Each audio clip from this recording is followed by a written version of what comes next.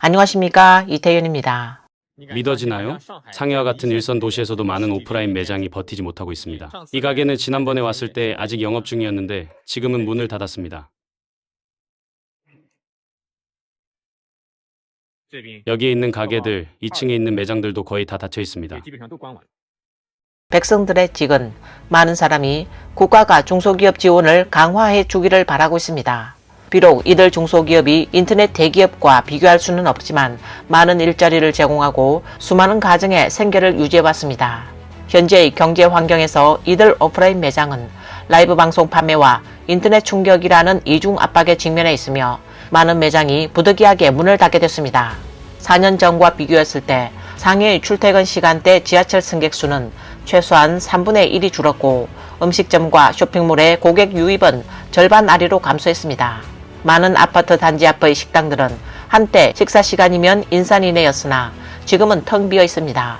많은 사람이 집에서 장을 보고 음식을 만들어 먹으며 비용을 절감하고 있습니다.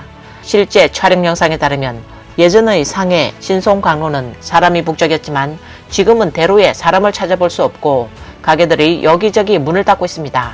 쇼핑몰 안은 텅 비어 있고 사람들은 도대체 왜 이런 일이 벌어졌을까라는 질문을 하지 않을 수 없습니다. 한 네티즌은 상해 육과취의 핵심 구역 동방명주 타워 근처에 있는 정대 쇼핑몰이 저녁 8시경이었는데 사람 하나 없이 텅 비어 있었다라고 지적했습니다.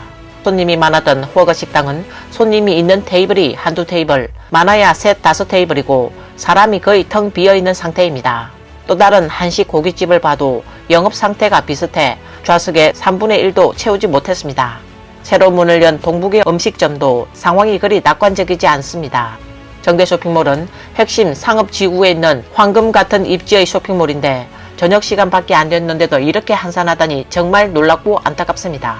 이런 환경에서 가게 주인의 압력은 가히 짐작할 수 있습니다. 네티즌들은 또 일부 가게가 이미 문을 닫았고 심지어 그중 일부는 가구의 절반 이상을 옮겨갔다는 것을 발견했습니다. 상해는 많은 대형 쇼핑몰과 대형 슈퍼마켓들이 문을 닫고 있습니다. 그중 일부는 확실히 너무 낡았고 많은 상품도 시대에 맞지 않아 결국 문을 닫는 것은 이해할 수 있습니다. 문제는 왜 새로 오픈한 쇼핑몰들까지 이렇게 한산한 걸까요? 환경은 매우 좋고 상품들도 훌륭한데 일부 음식점만이 사람들을 조금 끌어들일 뿐 다른 상점들은 기본적으로 아무도 찾지 않는 상태입니다. 일각에서는 대규모 매장 폐점 물결이 시작됐다고 지적하며 모두가 미리 대비해야 한다고 경고하고 있습니다. 여러분, 폐점 물결은 여러분만의 문제가 아니에요. 봐요. 상해에서 한때 상점들이 매장을 얻기 힘들었던 이런 지하철역들. 지금은 정말 말 그대로 사람이 없는 곳이라고 할 수 있어요. 전혀 과장이 아니에요. 예전엔 이런 가게들, 우리가 양도비로 30만 위안을 줘야 겨우 얻을 수 있던 곳들이었죠. 그런데 지금은 정말 지하철역 주변의 상업거리도 사람이 없고 심지어 작은 먹거리 장사도 힘들어지고 있어요. 이곳은 1급 도시입니다. 올해 상해 오프라인 매장들이 정말 너무 힘든 상황이에요. 사실입니다. 그리고 제 주변에 저랑 비슷한 80년대생들이 직장 생활하고 있었지만 대부분 이번에 해고당했습니다. 상해가 올해 얼마나 어려웠냐 하면요. 외지인들이 거의 500만 명이 떠났어요. 예전엔 영주하고 있던 외지인이 260만 명 정도였습니다. 지금 상해시 인구는 2천만 명에 불과합니다. 그래서 여러분 이렇게 환경이 어려운 상황에서 사업할 때 좀 조심해야 해요. 돈은 일단 손에 쥐는 게 안전해요. 어떤 사람은 현재 상해의 경제가 2선, 3선 도시보다 더 안 좋다고 말하고 있습니다.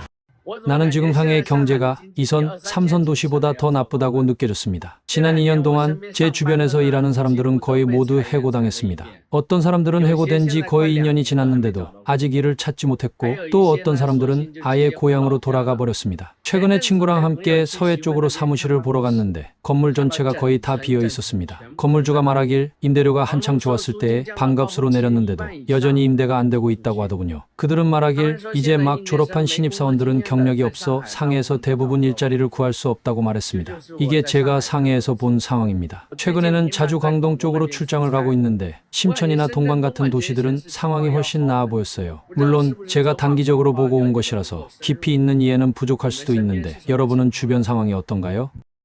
또 다른 네티즌은 상해에 오기 전까지는 다른 사람들이 뭐라고 해도 전혀 신경 쓰지 않았다고 합니다. 아무리 어려워도 상해는 결국 경제 중심 도시니까 이 정도로 나빠지진 않을 거로 생각했습니다. 하지만 지금은 상해의 많은 회사가 심지어 국유기업조차도 필사적으로 비용 절감을 하고 있고 해고하거나 급여를 삭감하는 일은 일상적이고 작은 회사들은 더 힘든 상황에 부닥쳐 있습니다. 많은 기업이 적자와 파산의 위기 속에서 고군분투하고 있다고 합니다. 현실은 상상보다 훨씬 더 잔인한 상황이라고 말했습니다. 소식에 의하면 올해 상해 상반기에는 무려 1.2만 개 기업이 문을 닫았다고 해요. 그 뒤엔 얼마나 많은 사람들이 일자리를 잃었을까요? 예전엔 다들 죽어라 가고 싶어 했던 IBM, 시스코, 구글 같은 대형 인터넷 기업들도 이제는 대대적으로 인원 감축을 하고 있어요. 한 번에 수천 명씩 잘라내고 있죠. 이제 985, 211 대학의 우수한 인재들조차 실업의 저주를 피하지 못하는데 우리 같은 평범한 사람들은 더 불안할 수밖에 없어요. 예전에는 아파트 단지 앞 몇몇 식당에 가면 식사 시간에 줄을 서서 기다려야 했는데 지금 보세요. 빈자리가 널려 있어요. 사무실 건물 안도 마찬가지예요. 많은 회사가 떠났고 남은 곳은 비용을 아끼려고 최선을 다하고 있어요. 점심시간에 도시락 주문하는 사람도 줄어들었어요. 식당 사장님들 중 대학교 졸업생들도 있어요. 정말 방법이 없나 봐요. 어떤 대학 졸업생은 디디 배달까지 합니다. 그래서 상해에서 매주 2일 쉬고 급여를 제때 받을 수 있는 직장이라면 정말 소중하게 여겨야 해요. 요즘은 가족을 부양하는 게 가장 중요한 일이니까요. 여러분, 외관이 화려해 보이는 사무실 건물 안도 실상은 텅 비어 있을지도 몰라요. 경제가 불황이니까 회사는 문을 닫거나 이사 가고 미래는 정말 아무도 장담할 수 없어요. 그러니까 우리도 돈주머니를 꽉 쥐고 절약하고 조금이라도 저축해두는 게 좋겠어요. 만약을 대비해야 하니까요. 소식에 따르면 현재 상해에서 파산하는 가정들이 점점 더 늘어나고 있다고 합니다. 어떤 사람은 상해에서 80%의 가정이 명목상으로 이미 파산했다고 말해요. 많은 사람이 겉보기엔 화려해 보이지만 사실 경제 상황은 이미 매우 심각한 상태입니다. 지금 상해에서 집을 팔고 현금을 마련하려 해도 집은 전혀 팔리지 않습니다. 임대도 마찬가지로 세입자를 찾는 게 정말 힘든 상황입니다. 대출로 집을 샀던 사람들은 더 처참합니다. 매달 수입의 거의 전부를 대출 상환에 쓰고 실업당할까봐 두려워하고 있습니다. 일단 실직하면 대출 상환이 끊기게 되고 그럼 마지막 체면도 지킬 수 없죠. 모두가 자신이 잘 지내는 척하고 있습니다. 최근에는 상해가 부동산 시장을 살리기 위해 거의 모든 방법을 다 동원하고 있다고 합니다. 여러분은 부동산 시장이 다시 좋아질 거로 생각하시나요?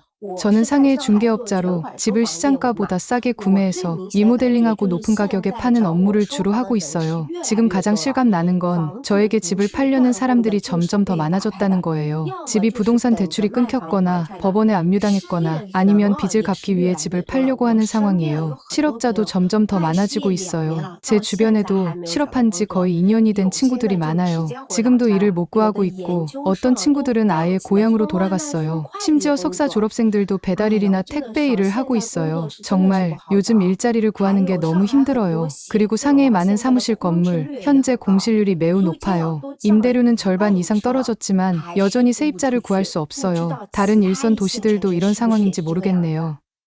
올해 상해의 고용 상황도 매우 심각하다고 합니다. 한때 인기 있었던 IBM부터 현재의 SAP, 그리고 사람들로부터 부러움을 받았던 대형 인터넷 기업들까지 이제 모두 대규모로 인원 감축을 진행하고 있습니다. 심지어 985, 211 대학을 졸업하고 고학력 인재들조차도 이 어려움을 피하지 못하고 있으며 더군다나 평범한 사람들은 말할 것도 없습니다. 한 네티즌은 자신이 알고 있는 대학 동창이 상해에서 일하고 있는데 아직 해고되지는 않았지만 그들 회사는 이미 연속해서 6개월 동안 급여를 지급하지 않았고 심지어 사회보험도 2달 동안 미납 상태라고 합니다. 그런데도 거의 아무도 퇴사하지 않고 있는데 왜냐하면 외부에서 더 좋은 일자리를 찾는 게 너무 어렵기 때문입니다. 또 다른 친구의 이웃 부부는 한 사람은 이미 해고당했고 다른 사람은 6월부터 급여가 30% 삭감되었다고 합니다. 데이터에 따르면 2024년 상반기 동안 상해에서 12,436개의 기업이 다른 도시로 이전했다고 합니다. 이는 얼마나 많은 일자리가 축소되었고 얼마나 많은 사람이 실직했는지를 의미하는 것입니다. 올해 들어 많은 유명 기업이 대규모로 인원 감축을 단행했습니다. 경제 하강 압박 속에서 일반 시민들의 생활도 어려워졌고 기업들도 어려운 상황에 부닥치면서 효율성을 유지하기 위해 많은 비핵심 부서가 구조조정되고 있습니다. 특히 35세 이상의 사람들에게는 일자리를 찾는 일이 훨씬 더 어려워졌습니다. 상해에서 일하는 사람들은 모두 이런 변화를 몸소 느끼고 있습니다. 지금은 아무도 쉽게 이직하지 못하고 모두 정리해고를 두려워합니다. 화이트 칼라 직장인들이 도시락을 싸오는 것이 일상화되었고 해외 여행을 가는 사람들은 급격히 줄었습니다. 모두 돈을 아끼려고 합니다. 거리에 외국인들도 줄어들었고 쇼핑몰은 한산해졌습니다. 그뿐만 아니라 길거리의 미용실이나 음식점들도 장사가 어려워지고 많은 가게 주인이 힘겹게 버티고 있습니다. 일자리를 찾지 못한 학사와 석사들도 결국 배달원, 택시기사 또는 택배 일을 하게 되는 경우가 많습니다. 지금 상해에서는 일주일에 이틀 쉬고 5대 보험과 주택 공적금 혜택을 주는 그리고 집에서 가까운 일을 찾을 수 있다면 절대로 그 일이 힘들거나 지루함을 불평해서는 안 됩니다. 결국 현재 상황에서 가족을 안정적으로 부양할 수 있는 일자리를 가질 수 있다는 것 자체가 큰 행운입니다. 또한 상해는 호적을 얻는 것이 전국에서 두 번째로 어려운 도시로 알려졌지만 최근 계속해서 기준을 완화하고 있다고 합니다. 예를 들어 세계인류대학 졸업생들이 직접 상해로 이주할 수 있도록 허용하며 정상적으로 사회보험을 납부하면 거주지 전환이 가능하다고 합니다. 분석에 따르면 이는 상해에 입주해도 이제 돈을 벌기 어려운 상황이기 때문입니다. 생활이 어려워지면서 많은 사람이 고향으로 돌아갔고 상해는 점점 인기 없는 도시로 변해가고 있다고 합니다. 사실 상해만의 일이 아닙니다. 현재 여러 대도시가 경쟁적으로 유리한 정책을 내놓고 치열한 경쟁을 벌이고 있습니다. 다른 지역의 인구가 늘면 내 지역의 인구가 줄어든다는 식의 상황이 점점 더 뚜렷해지고 있습니다. 이 변화는 불과 몇 년 사이에 일어난 일이며 도시와 인구의 관계도 역전된 셈입니다. 오늘 뉴스는 여기까지입니다. 시청해 주셔서 감사합니다.